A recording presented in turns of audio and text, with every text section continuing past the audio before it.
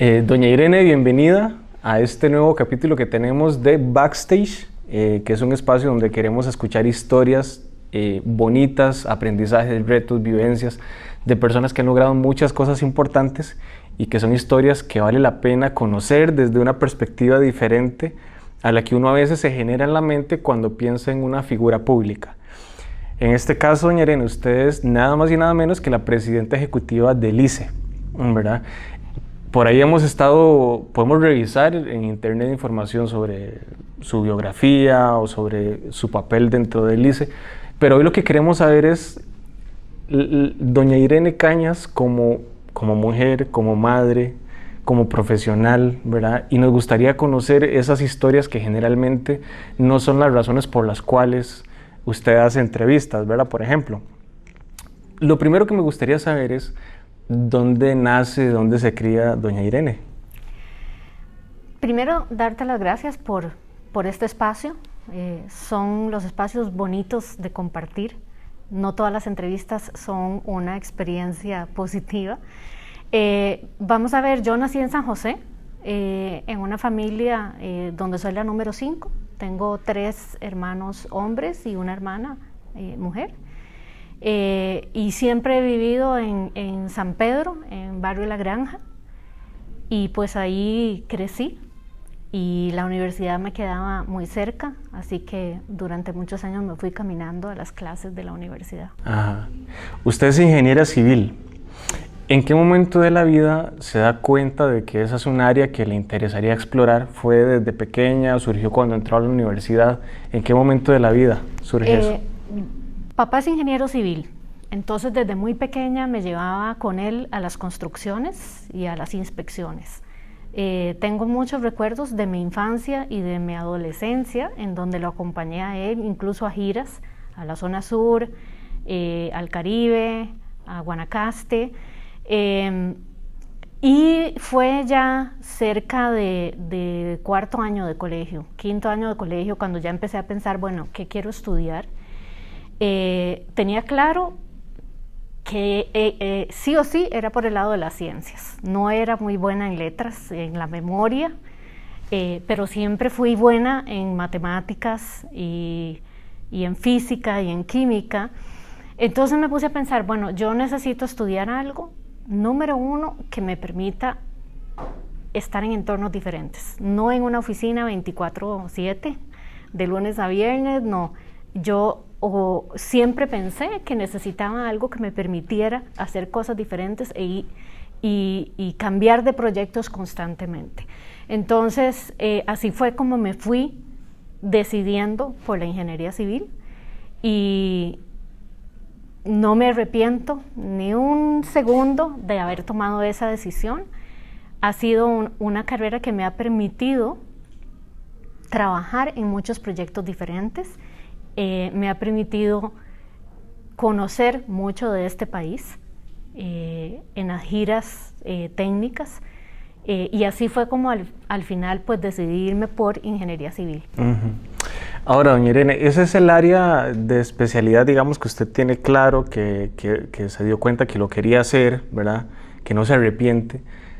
Pero ¿hay algunas otras áreas de su vida que usted diga, mira, me interesa, siempre he tenido una atracción por esta área, por esta otra? ¿Hay alguna otra cosa que usted dice, bueno, si no fuera ingeniera civil, podría hacer perfectamente esta otra cosa? Es curioso, pero en este momento no podría hacerlo, porque yo creo que ya pasó. Pero al inicio, mi otra opción era bailarina. ¿Bailarina? Sí, bailarina. Y ya por la edad que tengo y todo, no me puedo dedicar a la danza. ¿Bailarina a qué se refiere exactamente? ¿A saber bailar diferentes danza géneros? Moderna. A hacer danza moderna. Sí, danza moderna era lo que me gustaba. ¿Y lo practicaba de alguna manera? Sí, de hecho los primeros años de la universidad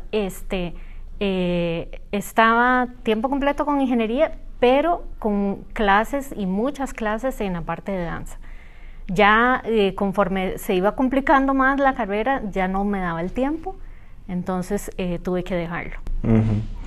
Es interesante. ¿Hay alguna razón que usted quiera compartirnos por qué no fue danza y por qué sí fue ingeniería? ¿Fue un tema de mayor influencia familiar o de mayor gusto o de tal vez una percepción de que la otra área tal vez daba otras posibilidades, no sé si económicas o profesionales, que le llamaban más la atención? Yo creo que no hubo influencia, porque la verdad mis papás siempre me respetaron mucho en mis decisiones, sino que fue un análisis propio que yo hice, ¿verdad? Y siempre me he considerado una persona muy independiente y consideré que la ingeniería probablemente me abriría más puertas para un desarrollo profesional. En cambio, la danza la vi más difícil. No fue un tema de, ¿qué decir? De que fuera más fácil o no. O sea, consideré que ser exitoso en danza es mucho más complicado. Y entonces al final pues me decidí por la ingeniería 100%. Ajá. Es interesante, yo soy músico y soy profesor de música. Y entonces siempre le digo a los chicos, la música tiene, bueno, y realmente las artes en general, tienen cosas particulares, y una de esas cosas particulares es que uno no puede simular saber. Usted o sabe o no lo sabe. Cuando usted se para al frente de un público a tocar, o sabe o no sabe. Yo no puedo decir, voy a estar 5 minutos antes memorizándome esto para que después todo me salga bien, ¿verdad? Entonces sí, efectivamente las artes son... Yo creo que la gente sabe que requieren esfuerzo, pero a la hora de estar ahí es cuando uno se da cuenta de que sí, exige mucho. No hay manera de engañar sobre lo que uno puede o no puede hacer, o lo que uno ha desarrollado o no ha desarrollado. Ahora, en esta área de la ingeniería, cuando usted inició, ¿tenía alguna meta concreta respecto a una visión suya a futuro como profesional? ¿Tenía usted idea de las puertas que se iban a abrir posteriormente a nivel profesional? No, en realidad no. Incluso cuando yo me gradué de ingeniería, había decidido irme por la rama de la mecánica de suelos. Es una de las especializaciones que tiene la ingeniería civil, ¿verdad? Sin embargo, mi segundo trabajo fue en el ICE. El primero fue en un laboratorio de mecánica de suelos. Ahí estuve más o menos un año antes de graduarme y fue donde pude realizar mi tesis. Pero cuando entro al ICE y empiezo a trabajar en la parte de proyectos hidroeléctricos, me cambia totalmente las prioridades. Y es ahí en donde empiezo a tener las giras de campo y en planificación eléctrica, pues lo que hacíamos era buscar los lugares y diseñar los proyectos futuros para abastecer la demanda eléctrica. Entonces ahí me cambia totalmente la perspectiva que tenía y me empieza a cautivar todo lo relacionado a energía y a electricidad. Y es varios años después que el jefe que tenía me dice, bueno, aquí en el ICE tenemos que empezar a pensar en otras fuentes de energía, no solo hidroelectricidad. Y de todos los que hay en esta oficina, yo creo que usted es la que tiene la mente más abierta para analizar otros tipos de fuentes de energía. Perdón, ¿usted considera que fue un tema propiamente de mentalidad o de personalidad, o era que previamente había algún bagaje como hacia esa área que otras personas no tenían? Yo creo que era un tema de mentalidad, o sea, y que yo no me conformaba con lo que tenía y siempre estaba estudiando, era muy autodidacta. En esa época pues empieza el boom de internet, ¿verdad? Cuando yo estaba en la universidad apenas estaba empezando el tema de internet. Entonces ya en ese momento yo empecé a investigar mucho y creo que mi jefe pues vio eso, que yo tenía esa sed de conocimiento y de cosas distintas, ¿verdad? Y esa fue una puerta que se abrió y que yo aproveché al máximo. Bueno, de hecho, ahora que usted está mencionando eso, lo que se me viene a la cabeza, porque como le digo, lo que queremos es saber las historias detrás de gente que ha logrado cosas importantes, ¿verdad? A nivel profesional y personal. Usted hoy es la presidenta ejecutiva del ICE. Para llegar a estar ahí al día de hoy, ¿cuáles son las razones que llevan a una persona de un día tomar una decisión de estudiar ingeniería a N cantidad de tiempo después verse dirigiendo una de las entidades más importantes a nivel de nuestro país e incluso a nivel de Centroamérica también, ¿verdad? Entonces, ¿qué es lo que tiene una persona que puede estar posteriormente en ese tipo de lugares? Es un tema mucho de conocimiento o de aventurarse o de suerte. ¿Cómo usted lo podría definir? Suerte no, sino que más bien es tomar decisiones y riesgos, y asumir riesgos. Yo estuve en planificación eléctrica 17 años y de repente se me presenta la oportunidad de trabajar para la Agencia de Cooperación Alemana en un proyecto a nivel centroamericano de energía renovable y eficiencia energética. Y tuve que tomar esa decisión, ¿verdad? De si continuaba haciendo lo mismo o daba ese brinco a algo distinto.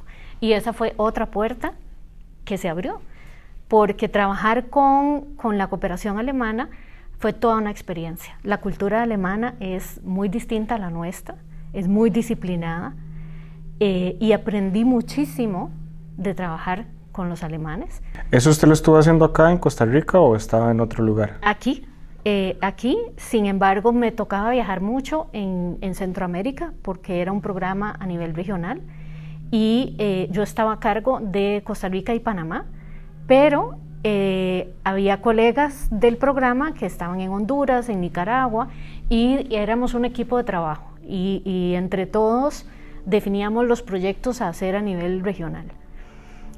Eso me abrió las puertas para relacionarme con varios sectores a nivel nacional en relación con la energía, con las otras empresas distribuidoras, con las cámaras, la Cámara de Industrias, la Unión de Cámaras UCAEP, etc. Y esa puerta fue la que permitió que pensaran en mí para ser parte del equipo de la administración pasada como viceministra de Energía. Yo creo que si no hubiera tomado esa decisión de ir a trabajar con la cooperación alemana, de abrir mi horizonte a otros sectores, nadie sabría quién era Irene Cañas, ni nadie hubiera pensado en mí para ocupar el puesto de viceministra. Uh-huh. Durante esta serie de etapas que usted va quemando a nivel profesional, ¿verdad? Y que se le van abriendo diferentes puertas, no sé si usted logra determinar algún momento específico en el que usted se da cuenta de que va teniendo labores más directivas y que ya no tienen solo que ver con mi capacidad de hacer esa área en la que yo me especialicé, sino que tienen que ver con el manejo de personas. Una cosa que a mí siempre me ha intrigado hasta cierto punto, cuando una organización grande, que cuenta con miles de colaboradores, que tiene una persona que es parte del liderazgo de esa institución y que tiene que garantizar resultados y que tiene que garantizar que hay una visión clara, que sabemos para dónde vamos, que sabemos lo que queremos lograr. ¿Cómo se hace para aprender las habilidades que se necesitan para dirigir una organización de miles de personas, ¿verdad? Cuando no todo depende de mí directamente. Esa es otra área que a mí me llama mucho la atención porque efectivamente, generalmente en la universidad no me hablan de esas otras cosas, me hablan de lo que yo debo ser como empleado, de lo que yo debo ser como profesional, pero el ámbito de dirigir una organización y un montón de personas y tener que trabajar bajo presión y todas esas cosas, no se trabaja tanto. Entonces, ¿cómo percibe usted todo ese proceso de aprendizaje directivo propiamente? Fue gradual, fue gradual. Ya desde el ICE tuve una primera experiencia y que fue que fui coordinadora de un proyecto para desarrollar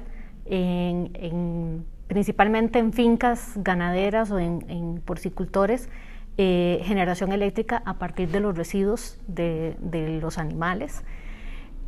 Y coordinar ese grupo, donde había gente de diferentes partes del ICE, fue el primer paso, digamos el primer paso a una escala muy pequeña. Cuando pasó a la cooperación alemana, llegamos a tener a veces hasta 25 proyectos simultáneos a nivel nacional e internacional. Entonces ahí ya era, el abanico se abrió más, las responsabilidades más. Y yo creo que todo eso fue, digamos, los pasos para ir adquiriendo esas destrezas, y definitivamente yo creo que la inteligencia emocional pesa mucho, ¿verdad? El escuchar a la gente, el ser siempre parte de un equipo.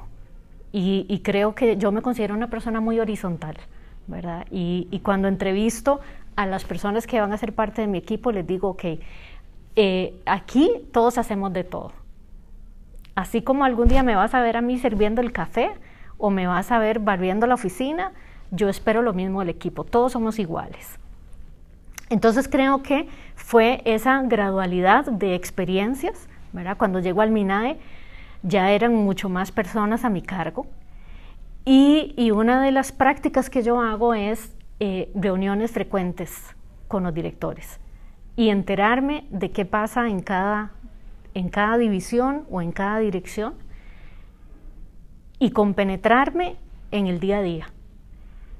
Y eso, digamos, que lo fui aprendiendo conforme iba teniendo las experiencias en los diferentes trabajos. Me llama la atención mucho este tema. De hecho, era una de las preguntas que teníamos por ahí, era relacionada con las habilidades emocionales que se necesitan para eso.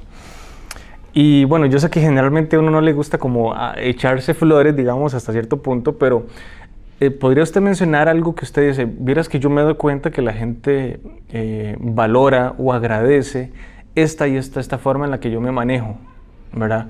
¿Hay algo que usted considere que es fundamental o que ha sido también una parte importante que le ha permitido a usted no solo escalar, por decirlo de alguna manera, sino mantenerse y poder ser parte de la dirección de una organización grande, ¿verdad?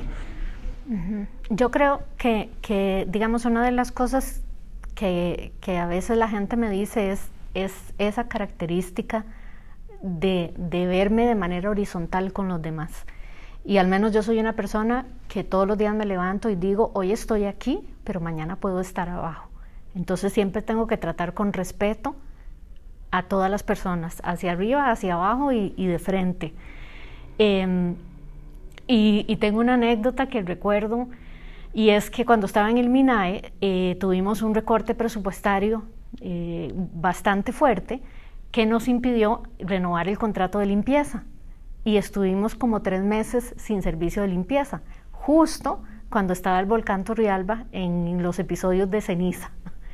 Y recuerdo que tenía una reunión con la Cámara de Industrias y UCAEP, y yo dije, yo no los puedo recibir con este polvazal, o sea, no puedo. Y entonces dije, consíganme todo, las escobas, los trapos, y yo me puse a limpiar todo, y me pescaron. Recuerdo muy bien, don Jack Lieberman y don Enrique Egloff me pescaron con la escoba y los trapos limpiando la sala de reuniones. Sin embargo, para mí es algo normal, y es algo que no por ser viceministra o no por ser presidenta ejecutiva me impide hacer ese tipo de cosas. Y yo creo que es algo que la gente pues me comenta, que les llama la atención esa manera de ser mía. Doña Irene, ¿usted se considera paciente con las personas? En algunas cosas. Y he aprendido a ser paciente, pero hay otras cosas en las que me cuesta mucho ser paciente.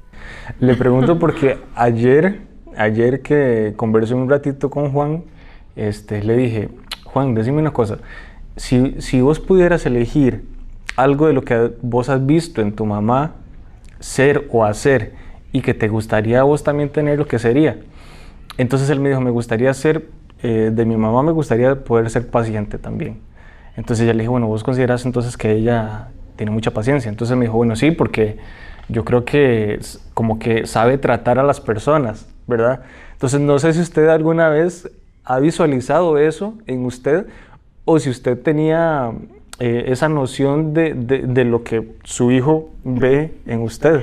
No, y de hecho cuando me hiciste la pregunta y que respondí que en algunas cosas no soy paciente, estaba justamente pensando en las mañanas, cuando mi hijo viene presencial, yo no tengo paciencia. Cuando él está atrasado y yo le digo, Juan, ya está la buceta, ahí está afuera. Y no tengo paciencia, ¿verdad? Y entonces, el hecho de que él me perciba paciente es una sorpresa. Es una sorpresa.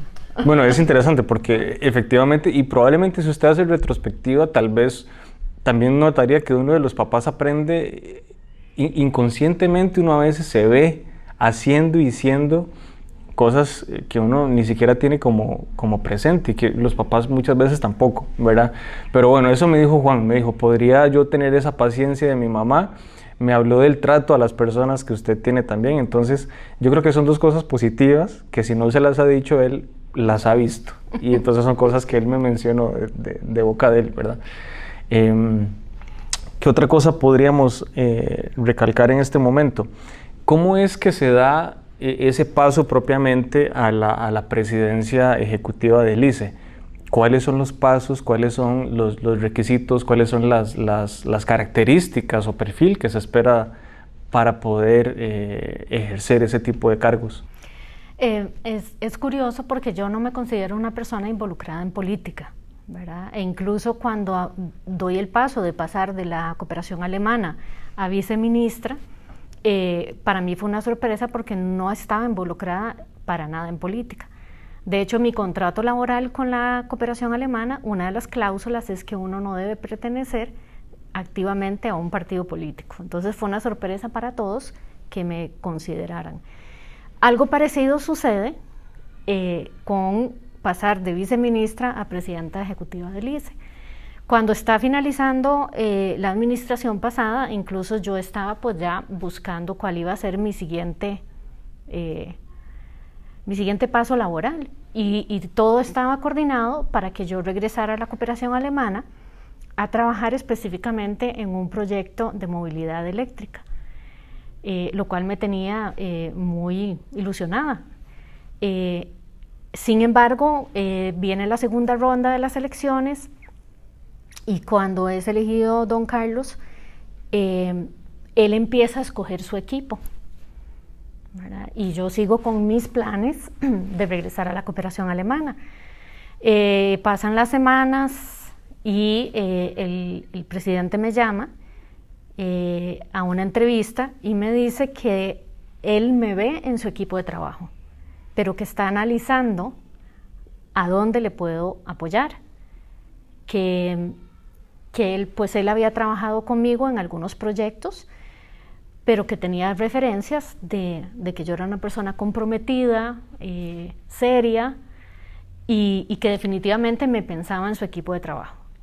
Incluso me comentó, o sea, que me veía continuando como viceministra en Energía, que me veía como viceministra en el Ministerio de Obras Públicas y Transportes, o como presidenta ejecutiva de Recope, o como presidenta ejecutiva del ICE. Y me dijo pues que lo estaba analizando y que estaba barajando todas las opciones. Y pasaron las semanas, ¿verdad? Y alguna gente me decía, usted tiene que hacer lobby, usted tiene que venderse, y yo no sirvo para eso. O sea, yo soy de las personas que prefiero demostrar de lo que soy capaz, y pues que la gente se decida por los hechos, ¿verdad? Entonces no hice ningún lobby. Y después de varias semanas el presidente me llamó y me dijo, ya lo pensé muy bien, lo analicé muy bien y estoy seguro que vas a ser la primera mujer presidenta del ICE y que vas a hacer una muy buena labor siendo esa primera mujer. Creo que el ICE tiene 71, 72 años. 72 años tiene el ICE y la primera vez que hay una presidenta mujer. Bueno, ya obviamente ahorita no nos interesa como hablar de temas de género, pero es interesante, ¿verdad? Poder decir, bueno, es la primera mujer, no por ser mujer, es un tema que haya que recalcar necesariamente, pero sí por las cualidades que la llevaron a estar ahí, ¿verdad? Ahora, hay otra gran rama de la vida fuera del ámbito profesional que a uno lo tiene envuelto, que es la familia o las relaciones personales, ¿verdad? Lo que pasa fuera de mis labores profesionales. Y usted es madre de un hijo, ¿cierto? ¿Cómo se logra o qué nos podría decir de su experiencia respecto a lo que es equilibrar la vida profesional con la vida personal? ¿Es una cosa fácil de manejar? ¿Es una cosa que hay que aprender? ¿O hay que renunciar a una por la otra? ¿Cómo ha sido en su experiencia esas dos facetas de la vida que son tan importantes? Hay que buscar el equilibrio. Hay que buscar el equilibrio y yo creo que el apoyo de la familia es fundamental. Yo tengo a Juan, digamos, que es mi hijo biológico, pero tengo dos más que son hijos afectivos, por así decir, por ponerle un nombre, ¿verdad? Que son del primer matrimonio de mi esposo, Mariana y Sebas. Y Mariana y Sebas son mayores, ¿verdad? Pero comparten y conviven mucho con nosotros. Entonces yo los considero como parte de ese núcleo familiar. Claro. Y de ese núcleo que también me ha apoyado en todas estas aventuras. No es fácil el equilibrio. No es fácil el equilibrio de este tipo de trabajos que son muy demandantes, que no hay feriados, no hay sábados, no hay domingos. Y que uno no debe descuidar la familia. Entonces, yo hago ese esfuerzo, ¿verdad? Hago ese esfuerzo y, por ejemplo, para mí es importante lograr celebrar los cumpleaños en familia, que logremos hacer al menos una vez al año un paseo familiar donde vayamos todos. Pero no es sencillo, no es sencillo y a veces hay resentimientos, ¿verdad? Porque a veces hay expectativas de que, bueno, vamos a hacer algo tal día y estamos planeando, pero de repente a mí me convocan a una reunión, un sábado, un domingo, eso pasa.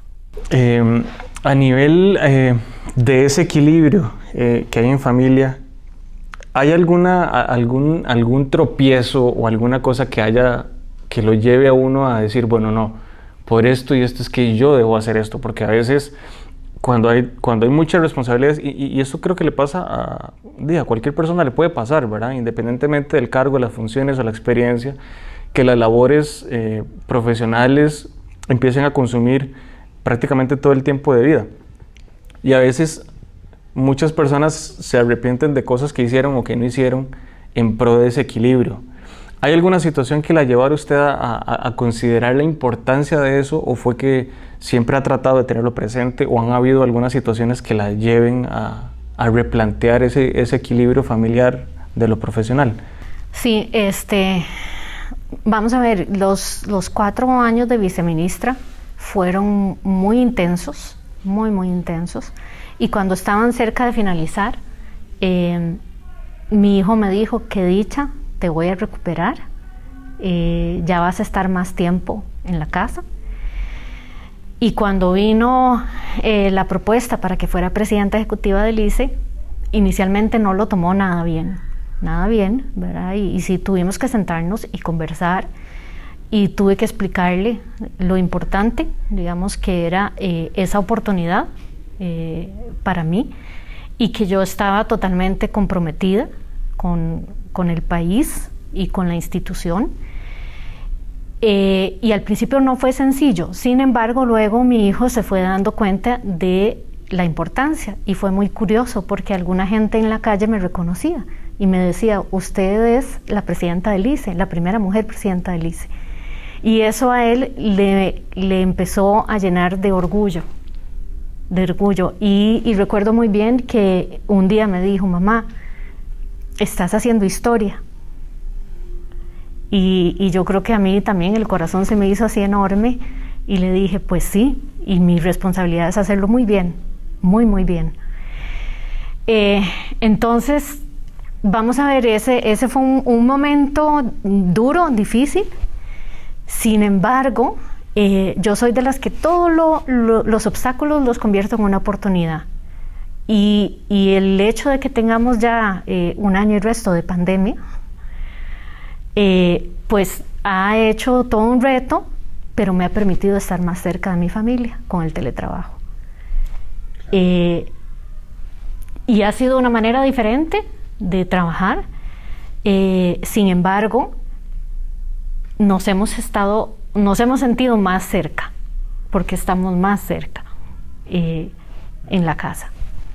En ese sentido, ¿cuál es el papel ideal que podría jugar el círculo cercano suyo respecto a su desarrollo? Porque yo entiendo perfectamente, yo soy papá de un niño que va a cumplir 9 meses, y de hecho uno de los conflictos que puede surgir es, tengo responsabilidades laborales, tengo responsabilidades musicales, estoy en la universidad, tengo esposa, mi tiempo ya no es solo para mí. Y yo creo que por lo menos a nivel mío, eso para mí es algo que uno tiene que asimilar, o que yo he tenido que asimilar. Ya mi tiempo no es solo para mí, mi tiempo lo necesita él, ¿verdad? Y entonces, le hago este comentario porque ¿cómo se puede mantener cercanía con la familia, o cuál es el papel incluso de la familia hacia ese apoyo por lo que yo hago, hacia la comprensión de eso? ¿Cómo se hace para que se comprenda realmente las implicaciones que tiene? Yo creo que es fundamental. O sea, si yo no tuviera el apoyo que tengo de mi esposo y de mis hijos, no estaría aquí. O sea, no estaría aquí definitivamente. O sea, el sentir que me acompañan, el sentir que me entienden, porque hay momentos en los que yo llego a la casa totalmente abrumada, con problemas muy serios, y que a veces les digo, denme unos minutos para cambiar el cassette, ¿verdad? Esa comprensión es fundamental. De verdad que si yo no tuviera ese acompañamiento y esa comprensión de parte de ellos, difícilmente estaría aquí. Han sido definitivamente un soporte. Yo creo que en el caso, por ejemplo, de mi hijo, que al principio no era tan sencillo entender, conforme él ha ido creciendo y ha visto mi trabajo y ha entendido mi trabajo, se ha convertido también en un apoyo más. Uh-huh. ¿Y usted se visualiza durante muchos años más en posiciones similares, o en algún momento ha considerado la importancia, qué sé yo, de darse un break, o podría seguir este mismo ritmo a lo largo de los años? ¿Qué ha considerado en ese sentido? Creo que no hay cuerpo que aguante tantos años de un ritmo como este, ¿verdad? O sea, en mi caso ya vamos por 7 años de un ritmo muy intenso. Sí me veo apoyando al país desde la cooperación. Me parece que uno de los lugares más bonitos de trabajar es en la cooperación internacional. Y sí me gustaría poder continuar apoyando desde la cooperación. Sí me veo en temas de sostenibilidad y en temas de energía renovable y de transporte sostenible. Definitivamente esos son los temas que más me apasionan. En resumen, sí me veo en el futuro sirviendo al país, tal vez desde otra trinchera no tan complicada, pero sí siempre al servicio del país. Uh-huh. Bueno, eso es, como dice usted, debe ser una trinchera muy complicada. ¿Y cuáles son algunas de las cosas que usted ha podido aprender respecto a dirigir personas? ¿Cuáles son esos aprendizajes que van más allá de un conocimiento técnico, de un análisis, de una decisión? ¿Cuáles son esas cosas importantes a nivel de relaciones con otros colaboradores? Uno nunca termina de aprender con las relaciones con las personas. Jamás terminamos de aprender. Todos somos un mundo, y de lo que he aprendido es que siempre hay que escuchar todas las versiones, todas. Yo tuve un jefe muy explosivo que la primera cosa que le decían la creía ciegamente, Y yo aprendí que no, que siempre hay que escuchar todas las versiones. Perdón, ¿qué fue lo que la llevó a aprender eso? Se lo menciono porque creo que está de moda emitir criterios y opiniones solamente viendo una partecita de todo lo que compone un contexto de una situación. ¿Cómo es que usted llega a decir, no, yo necesito saber todo lo que sucede respecto a una Porque me situación? llevé demasiadas regañadas y gritos por ese tipo de reacción. Entonces yo soy de las que digo, no, yo no voy a repetir ese patrón. O sea, hay que escuchar y hay que entender, ¿verdad? Entonces yo creo que lo que me llevó fue a eso, o sea, lo que yo sufrí cuando me evaluaban o me juzgaban sin haber escuchado todo, ¿verdad? Entonces lo aprendí de la manera dura. Y a partir de ahí, digamos que es una lección y es algo que yo aplico. O sea, a veces alguien me llama y me dice, es que está pasando esto aquí, allá, y uno tiende como a molestarse. Un momentito, me voy a calmar y voy a escuchar todas las versiones. Y lo que he visto es que la mayoría de las veces son problemas de comunicación, que no hablamos como hay que hablar, ni con las personas que hay que hablar, ¿verdad? Entonces, definitivamente, con las relaciones humanas, todo pasa por mejorar los mecanismos de diálogo, por escuchar, por tratar de ser asertivo lo más que se pueda. Y otra de las cosas que he aprendido es a contar hasta 10 y no ser explosiva o impulsiva, sino que vamos a calmarnos y vamos a decir las cosas con respeto, etc. Que a veces he tenido situaciones en las que me molesto, sí, y que hablo de una manera más enérgica, sí, pero trato de hacerlo siempre con respeto. Otra pregunta es en relación con justamente el manejo de presión, de la presión del cargo, que viene de muchos lugares, de muchos tipos diferentes de personas, que a veces pueden percibirlo a uno de una manera como que uno está en una burbuja, que tiene una vida extraterrestre, ¿verdad? En donde no afecta nada de lo que se emite.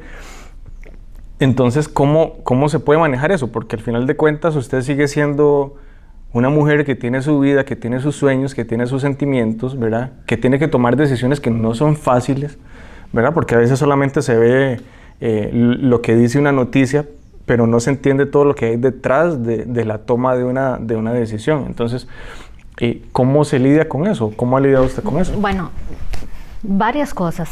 Desde que empecé con este tipo de cargos, tengo todos los males, presión alta y triglicéridos y colesterol y todas esas cosas, todas las anteriores, ¿verdad? Entonces sí he tenido que pues, tener un seguimiento con los temas de salud.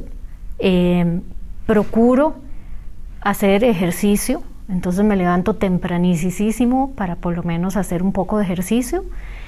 Y sí busco en algunos momentos un tiempo para hacer algo que me relaje, ¿verdad? Y lo que hago ahora es, me gusta pintar. Entonces, procuro cada cierto tiempo poder sacar un ratito y ponerme a pintar, como para relajarme un poco. Pero soy igual que todos, me enfermo y me da colitis y pues de verdad, pensando en que tengo una familia, digo, bueno, yo necesito estar lo mejor posible en temas de salud. Entonces, pues sí, me tomo las pastillas que tengo que tomar, la dieta que tengo que hacer y procuro pues hacer el ejercicio para tener ese balance. Pero no es sencillo. Claro. Y desde el punto de vista igualmente familiar, ¿qué imagen es la que a usted le gustaría plasmar en la vida de los hijos, de las personas que están con usted? Si usted tuviera que ver 30, 40, 50 años más adelante, ¿qué legado le gustaría dejar, no solo a nivel país y como profesional, sino en los que están en el día a día con usted? La imagen que me gustaría dejar es de responsable, de comprometida. Me gustaría que en el futuro ellos digan, bueno, se puede lograr ese equilibrio, ¿verdad?, entre un trabajo muy demandante y familia, y también recreación, momentos de placer y de poder disfrutar juntos. Entonces sí me gustaría poder dejar esa imagen de que sí es posible hacer todo eso y que sí es posible ser una persona comprometida, responsable, pero al mismo tiempo dedicada y amorosa con la familia. Uh-huh. Para ir terminando, doña Irene, si usted tuviera que dar 2, 3 consejos a personas que eventualmente van a ejercer encargos importantes y que también van a tener que aprender a ser papá o a ser mamá, y que también van a tener que entender el equilibrio entre lo profesional y la familia, que igualmente van a tener que cuidarse la salud, que igualmente van a tener que trabajar las habilidades emocionales para tratar con otras personas, ¿qué les aconsejaría usted? Yo creo que el primer consejo es la honestidad. O sea, ser siempre personas honestas. Y el otro consejo que daría es también el ser auténticos, ¿verdad? No dejar de lado lo que uno es, la esencia que uno es. Y tal vez por último, pero no menos importante, es recordar que somos iguales y no ver nunca a la gente hacia abajo, sino vernos siempre como iguales. Y ese respeto. Ok. ¿Hay algún sueño, alguna meta por cumplir a nivel personal o a nivel profesional que tenga doña Irene? Sí, tengo un sueño, y es algún día poder ver las auroras boreales. Ah, ok.